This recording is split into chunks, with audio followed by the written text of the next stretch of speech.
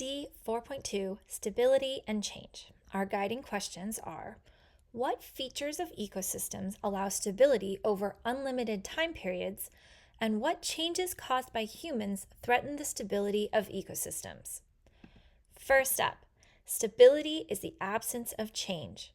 Community stability is due to either the absence of disturbance or community resistance to disturbance. Resistance is the ability of a community or ecosystem to remain unchanged despite disturbance, while resilience is the ability of an ecosystem to rebound from change. It's important that you can distinguish between resistance and resilience, and we'll look at a couple of graph examples in a moment. A stable ecosystem can persist indefinitely because of the mechanisms operating within it. There is evidence for some ecosystems persisting for millions of years. The mechanisms that sustain ecosystems are fragile and easily disrupted, so ecosystems are not always stable. But let's look at some examples of some very stable ecosystems that have persisted for long periods of time. Number 1, Daintree rainforest in northern Australia. This rainforest is estimated to have existed for 180 million years. It contains species from ancient plant families that evolved before flowering plants, as well as families that have more members known only from the fossil record than are alive today. Second example is the Borneo lowland rainforest. It has existed for about 140 million years. It originally covered much of the island of Borneo, but there have been big losses in recent decades. Thirdly is the Namib Desert in southern Africa. It's relatively intact and stable. It's estimated to be 55 to 80 million years old, and thick fogs along the coast provide enough moisture for a number of distinctive, highly adapted animal species. Now let's look at resilience and resistance in a graph form. It says here, identify which graph below represents each of the following responses to ecosystem disturbance. So first up, high resistance and high resilience. This dashed line indicates that a disturbance has occurred.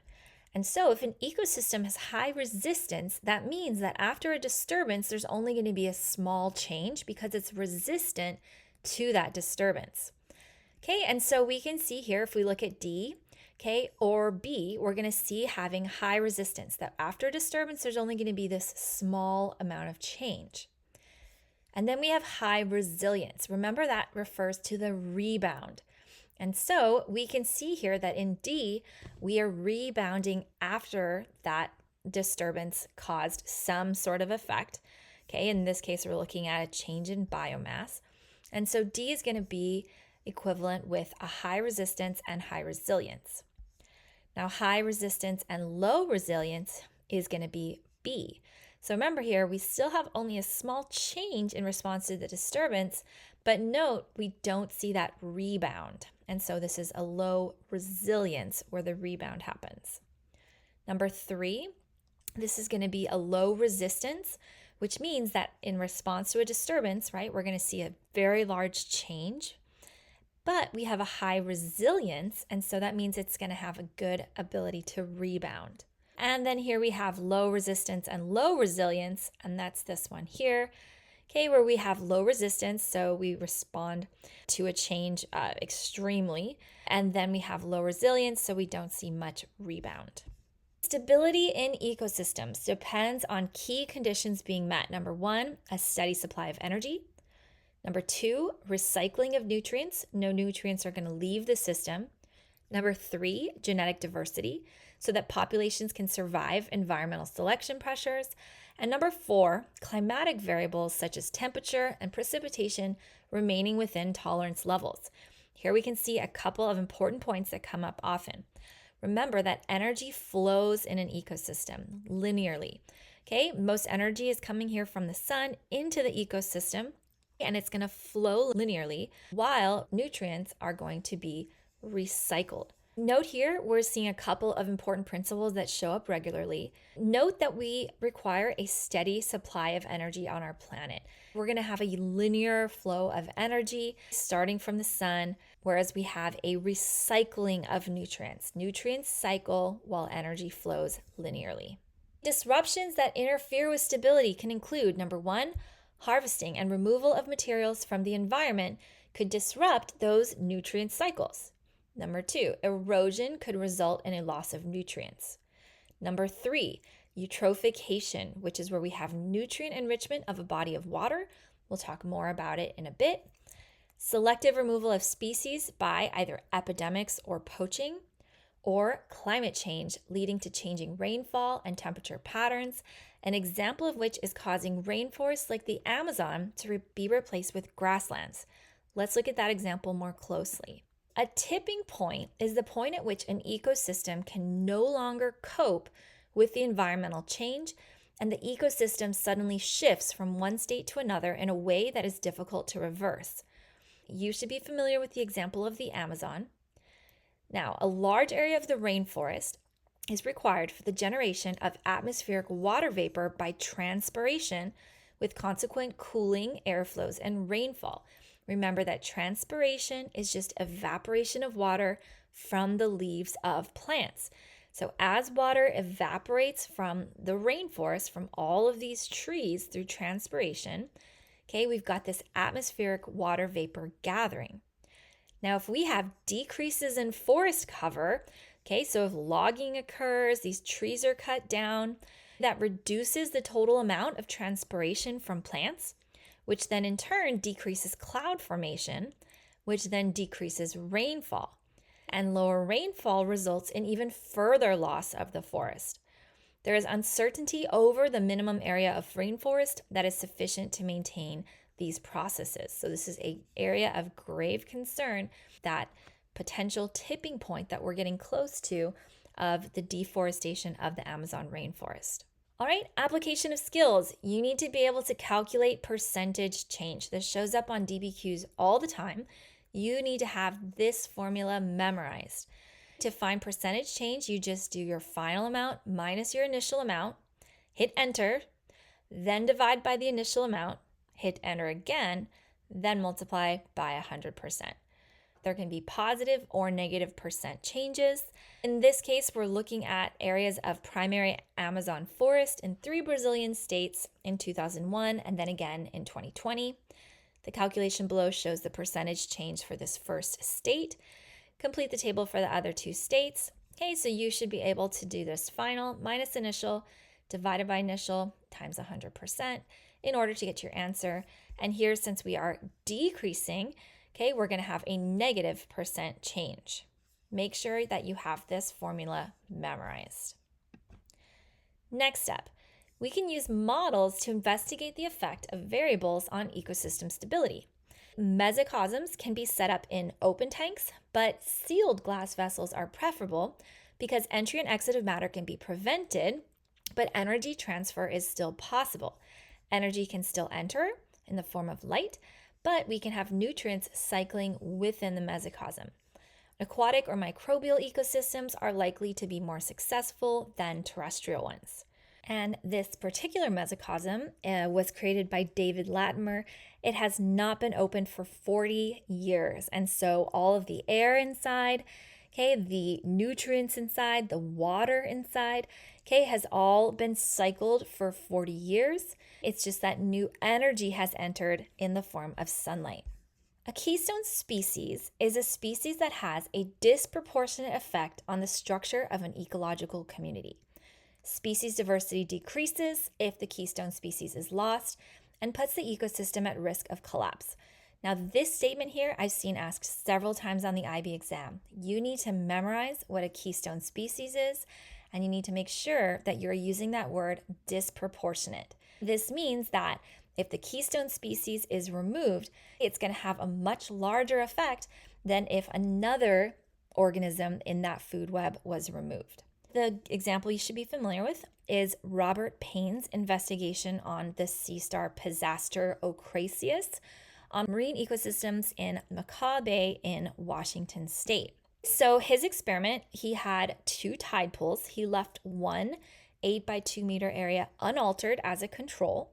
And then in a nearby tide pool, he artificially removed all of the pisasters from that tide pool, all of those sea stars. And then he waited and checked back to see what happened to the level of biodiversity, comparing his controlled tidal pool to the one that he removed this sea star from. So looking at his results, we saw that in the control tidal pool, the community did not change. There was still high diversity of animal species and benthic algae. However, in the tide pool where Robert Payne removed those sea stars, he noticed that first, a species of barnacle initially spread to occupy about 70% of the area. In the following year, the barnacle was crowded out by a different species of barnacle and a bivalve mollusk. Then finally, the mollusk became overwhelmingly dominant. The seaweeds disappeared apart from one species that can grow on mollusk shells. Other animals were crowded out or lost their food source, so they either died or migrated. These changes are explained by the pisaster, that sea star, being an important predator of the bivalve mollusk, which prevents the mollusk from becoming over-dominant. And so by losing out on that keystone species, that allowed for this bivalve mollusk lower in the food chain for its numbers to go unchecked and eventually to take over the tide pool with just this single species. So in this way, pisaster maintains a high species diversity. This starfish is responsible for keeping the balance in the tide pool and maintaining a high level of biodiversity. In fact, one might even say the presence of pisaster prevents biodiversity disaster. Assessing sustainability of resource harvesting from natural ecosystems. So first up, sustainability depends on the rate of harvesting being lower than the rate of replacement. Human use of fossil fuels is an example of an unsustainable activity. Supplies of fossil fuels are finite, therefore their use cannot carry on indefinitely. There are 3 requirements for sustainability in ecosystems. Number 1 is nutrient availability. Remember, nutrients can be recycled indefinitely, and as long as this is occurring, there shouldn't be a lack of the chemical elements on which life is based. Secondly, requires that detoxification occurs of waste products. The waste products of one species are usually exploited as a resource by another species, like a detritivore.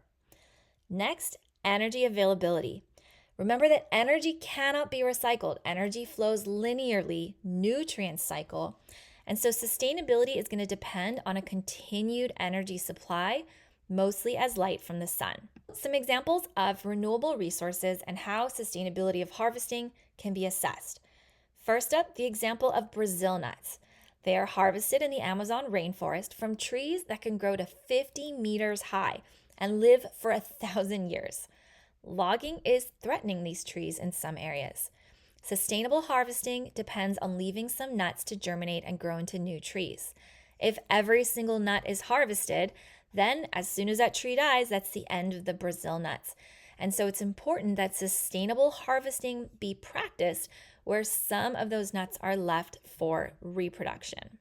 Next example, the cod living in the North Atlantic were overfished to a degree that led to the total collapse of the population in the early 1990s. This fishery completely collapsed. At a population's maximum sustainable yield, the population is growing at its maximum rate. And as long as fish are not harvested at a faster rate than this, stocks should not decline and fishing should be able to continue indefinitely. So looking at a graph, this right here where we're experiencing exponential growth, growth hasn't started to slow down as the carrying capacity is neared. This is where our maximum rate of harvest is. Because the population can then renew itself at its maximum rate, since this is where exponential growth is occurring, this is our maximum sustainable yield. Now, how do we make sure that we don't overfish, that we don't cause the collapse of the North Atlantic cod fishery? Well, there are some internationally agreed upon measures that can be used to reverse the trend of overfishing of cod. Number 1, exclusion zones in nursery areas to allow undisturbed breeding. Number 2, increasing the size of holes in nets to allow smaller cod to escape. And 3, reducing the size of the fishing fleet by decommissioning some boats. 4, monitoring the numbers and ages of cod in the population and setting quotas based on this information. The good news is, since 2005, the biomass of adult cod in the North Sea has tripled. Current quantities of cod caught per year are allowing continued increases, so cod fishing is now sustainable. Next up, let's look at some factors affecting the sustainability of agriculture. Agriculture is characterized by having high levels of input factors, addition of fertilizers, water, high output or yields. A lot of food can be produced using this intensive agriculture strategies. However, many aspects of intensive farming overuse finite resources and are not sustainable indefinitely. When thinking about trying to make agriculture sustainable, we have to consider soil erosion, leaching of nutrients, which is where that water runoff of fields is going to carry all of those nutrients out of the agricultural lands. Supply of fertilizers and other inputs. Fertilizers consist of nitrogen, phosphorus, and potassium, and phosphate is mined from rock deposits, which are finite. There's only so much out there. Nitrogen fertilizer from fossil fuels requires energy. You need to consider pollution due to agrochemicals like pesticides and herbicides. You need to think about the carbon footprint. All of that heavy machinery requires fossil fuels to run. Biochemical oxygen demand, BOD. This is the amount of dissolved oxygen needed by aerobic organisms or bacteria. Just think of this is the demand for oxygen. I'm going to run through eutrophication, and we're going to see that BOD is going to be an important concept to discuss. So first up, what is eutrophication? This is where we have nutrient enrichment of water, and it's going to lead to an increased biochemical oxygen demand. Let's walk through these 4 steps. Note, step 3 is often skipped by students, so let's make sure we look at the all-important step 3 the most closely. So first step, when rain falls on agricultural land, water-soluble nutrients such as phosphates and nitrates that have been added to crops dissolve in the water that drains through the soil and run into bodies of water. So step 1 is we have this agricultural land, we put fertilizers on it, but we know that there's going to be runoff of those excess fertilizers that don't get directly taken up by the plants on the agricultural field. Phosphates, nitrates, they run into bodies of water. They can be creeks, streams, rivers, ponds, lakes, the ocean. These nutrients then allow for rapid growth of algae in these water bodies, leading to algal blooms, which we see here. There's algae that is completely blocking out all of the light from being able to penetrate below that layer of algae in this pond. Step 2 is the algal bloom. Like I mentioned, people skip step 3 and they like to say, well, those algal blooms then make all of the oxygen go out of the water and the fish die. Here's the problem. Algae is a photosynthesizer. It is actually producing oxygen and taking out CO2. So it's not the algae that's removing the oxygen from the water. Instead, what we see is that algae, number 1, cuts off all of the light to all of the aquatic plants living in this pond. Then they die. Also, the algae begins to die. All of this dead and decaying matter gets broken down by saprotrophic bacteria. These bacteria are aerobic. They consume oxygen through doing aerobic respiration. This is where all of the oxygen is going, is to these bacteria. Their consumption is what increases the biochemical oxygen demand. That demand for oxygen, is those aerobic bacteria that are breaking down all of this dead, decaying algae and plants. The higher the biochemical oxygen demand, the less oxygen in the water. So now our water becomes anoxic, having no dissolved oxygen, and that's what causes those fish deaths. So don't skip from step 2 to 4. It's not the algal blooms that make the water anoxic. It's the dead and decaying algae and other plants that are now being blocked from receiving light that are getting broken down by saprotrophic bacteria, which are aerobic and therefore consume oxygen. okay, and lead to that higher BOD. That is eutrophication. I recommend watching a couple of supplementary videos on that because it is such an important concept. Next up, bioaccumulation is an increase in the concentration of a toxin in body tissues throughout an animal's life. It is a particular problem with toxins that are fat soluble, such as mercury, and therefore not easily excreted. Over time, these fish are going to be eating smaller fish or plankton that have consumed toxins. And so over the course of their lifetime, they're building up more and more. They're accumulating those toxins in their tissues. On the other hand, biomagnification isn't in an individual, it's up this food chain. It's as we go from trophic level to trophic level. So it's an increase of that chemical substance at each successive trophic level. The predators at the top of the food chain tend to have higher concentrations of a toxin that they've accumulated, because just picture, so these little shrimp-looking guys all have this small amount of whatever the toxin is, mercury, DDT, and these fish here are going to eat maybe 100 shrimp in their lifetime. And so all of those toxins now build up in these larger fish. And then we have these seals that eat, thousands of fish in their lifetime. And so all of those toxins are going to continue to build up. And then we have the orcas that are eating all of the seals. And so we see this magnification of toxin levels as we move up the food chain. An example of this is the chemical DDT that bioaccumulated in peregrine falcons at the top of the food chain in the 50s and 60s, which led to eggshell thinning. Now, this is a very interesting example because DDT was originally marketed as good for you, as a healthy thing. And it's a pesticide. It was used in agriculture. It was used in communities because, hey, you have a mosquito problem? Let's just drive through the streets, release some of this DDT and this gas, and the kids would run behind the trucks and play in it. And it turns out that it's actually a pesticide and it's toxic, and there have been a lot of really negative impacts from all of that DDT. This actually then has a negative correlation with the thickness of eggshells. Specifically, we looked at that peregrine falcon example a couple slides ago. And when the mama birds sit on these thinner eggshells, they get crushed and those birds die.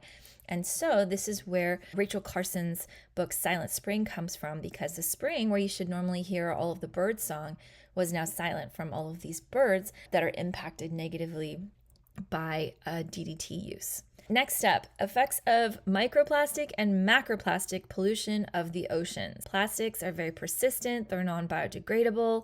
The ocean now contains huge quantities of plastic waste, and as that plastic degrades, there are toxic carbon compounds that are released that can then bioaccumulate and biomagnify. Macroplastics are going to be your visible plastics, things like nets, ropes, drink bottles. Wildlife can become entangled in nets. They can ingest plastic bags that they mistake for prey. This is obviously incredibly harmful for those organisms. Microplastics, are when those macroplastics degrade further. It's less visible, but it's far more numerous. It's been found in every marine ecosystem investigated, as well as animal tissues. Their effects are still being investigated. Quick nature of science moment. Scientists can influence the actions of citizens if they provide clear information about their research findings. Popular media coverage of the effects of plastic pollution on marine life changed public perception globally, which has driven measures to address this problem. This is the lace and albatross chicks that were fed all of these plastics by their parents. They're unable to regurgitate them, and so their stomachs fill with plastic and they die. And there's been several short films made about this problem, and it's made a huge difference in people's awareness, and then hopefully that translates to huge differences in their behaviors in terms of the pollution of plastics into the environment. Restoration of natural processes in ecosystems by rewilding. Thanks to human actions, very little of the Earth's surface remains as pristine natural habitat. We're seeing loss of biodiversity, rapid rates of species extinction, loss of ecosystem services like carbon sequestration, where we're taking carbon dioxide from the air and storing it in biomass or in some other way that just removes it from the air where it's acting as a greenhouse gas. And so rewilding is where there should be as little intervention by humans as possible because natural processes restore habitats more effectively than humans. The first step is to stop human activities like agriculture, logging. This may be all that's required, but more commonly, there's a need for specific interventions to undo past human actions. Rewilding can include distributing seeds of plants that should be components of the ecosystem, but no natural seed source is present. Reintroduction of apex predators and other keystone species. Reestablishment of connectivity in habitats where natural ecosystems have become fragmented. If there's an agricultural field that has been created between two elements of a forest, then by removing that field, we can reconnect those two small forest habitats to make one bigger forest habitat. Control of invasive alien species, and trying to just minimize human impact through ecological management. An example of this is the Hinawai Reserve in New Zealand. This was originally a forest, and then it was cut down to create farmland, but it has now been allowed to return to that native forest. They have to rigorously control alien mammals like goats, possums, deer, and the speed of regeneration in this reserve has been remarkable. One of our key examples of a keystone species are the wolves of Yellowstone. The wolves in Yellowstone were removed. The last one was killed in 1926. And for 70 years, there were no wolves there. Wolves are predators of elk, and elk are vegetarians, and so they eat all of these different types of trees and plants. Now, what we're going to see is once wolves were reintroduced, that brought the elk numbers back under control. Because without wolves, the numbers just exploded, and then that had really negative effects on all of the trees. A lot of habitat was lost for other organisms as well because of the elk's overgrazing of the trees. And so once the elk numbers went down, we see the tree numbers coming back up. So if you see a question like this, just remember that we're going to see this every other pattern of arrow direction. And this is just a great example of the restoration of a keystone species having a positive effect on the environment and allowing a lot of different organisms to have habitat because they're keeping the elk numbers under control. All right, that brings us to the end of SL content. Past this point, we have only additional higher level content. So first up, ecological succession and its causes. So ecological succession is a sequence of changes that progressively transform both biotic and abiotic factors in ecosystems. Changes in ecosystem often trigger other changes, so one ecosystem replaces another in a series. And then eventually it reaches this climax community, which is a stable and persistent ecosystem that doesn't undergo further significant change. Alternatively, we might see cycling of different climax communities. Succession can be triggered by biotic factors, living factors. For example, if beavers colonize a river, they build their dam, they cause areas of flooding, and we might have open water turn into a swamp, a different ecosystem. Or they may be abiotic triggers. For example, an avalanche can sweep away all of the forest and underlying soil, creating this bare substratum on which new succession can begin. There are two major categories of succession. Primary succession is when there's no soil present. Our key example of this is going to be a volcanic eruption. So whether it's a volcanic eruption where we have lava that cools and makes bare rock, or whether it's similar to Mount St. Helens, where there's this massive explosion leading to a very deep layer of ash, either way, there's no soil present. And so that's our example of primary succession. Secondary succession, on the other hand, is more like a wildfire, where everything dies, but there is still going to be soil present after a wildfire. Primary succession. This begins in an environment where living organisms are largely or completely absent. Picture a new island that's formed, lava has cooled, and it's just rock. So on land, this happens on bare rock or on deposits of clay, silt, sand, or larger rock fragments, but there's no soil. So the first step in primary succession is going to be organisms like bacteria, lichens, and mosses. These are going to be able to first begin breaking down that rock. and forming that initial very shallow amount of soil. Then, once there's some soil, we can start having some plants move in. As deeper soil develops, successively larger plants move in. We can start seeing tall herbs, shrubs, and then eventually trees. And the animal populations that are present change along with plant populations as well as the decomposer populations, until eventually the climax community is reached. Here we're looking at Mount St. Helens. Mount St. Helens erupted in 1980, and we can see here that there was just a massive field of ash, no soil. So this is primary succession. This happens fairly predictably of what's going to come back first. And you can see here a year later, we don't really have much of anything, but just 4 years later, we're starting to see some of those smaller plants. And then 10 years after that, now we've got larger plants and even some baby trees. So general principles of primary succession: species diversity increases as more species join the community than are eliminated. Primary production increases as larger plants colonize. There's more photosynthesis. Remember, primary production is what the bottom of the food chain is doing. It's usually going to be photosynthesis. Food webs become more complex, and then we experience nutrient cycling as animals and plants generate more dead organic matter.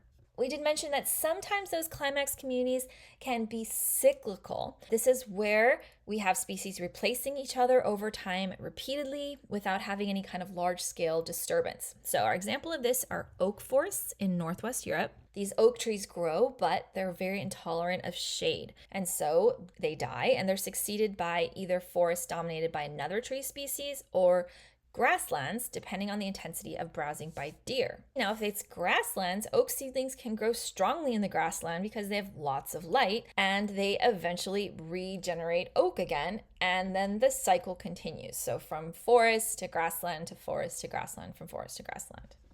As succession proceeds, the pace of change tends to slow. Eventually, the climax community persists until a disturbance causes further change. Given any specific environmental conditions, ecological succession tends to lead to a particular type of climax community, but human influences can prevent this from developing. Let's look at some examples of that. We might have an alternative stable community that's different than what would have naturally been there. This could be due to grazing. If we have a field where we have cattle grazing, we are protecting those cattle from predators, and so we can end up having more cattle in this space than would naturally occur there. Grasses and many herbs can tolerate grazing, but tree and shrub seedlings are killed, meaning that areas that would have developed into forests with lower densities of grazing animals instead remain as grassland. So we have this arrested succession. We don't have a forest developing because of the activities of humans introducing cattle into this pasture land. The second example are humans draining wetlands. Our swamps are waterlogged. They're full of plants and animals that are adapted to anaerobic conditions. Saprotrophic fungi are inhibited by the lack of oxygen. Those are our decomposers. And if they're inhibited by the lack of oxygen, we are not going to have full decomposition. And so half decomposed plant matter starts to accumulate and forms peat. And we have large peat bogs, which are massive carbon sinks. This is where carbon is stored in this partially decomposed matter. However, humans have sometimes constructed drains to try to drain these fields and make this into productive agricultural land or pasture land. And so we might see a complete change in what would have been normal succession in that waterlogged site due to humans draining the water out of these swamps or bogs. And so we're going to see major changes to the ecosystem. Different plants are going to grow there. But if the drains aren't maintained and a site becomes waterlogged again, these changes can be reversed and the peat bog can be reestablished. That takes us to the end of this lesson. Good luck out there.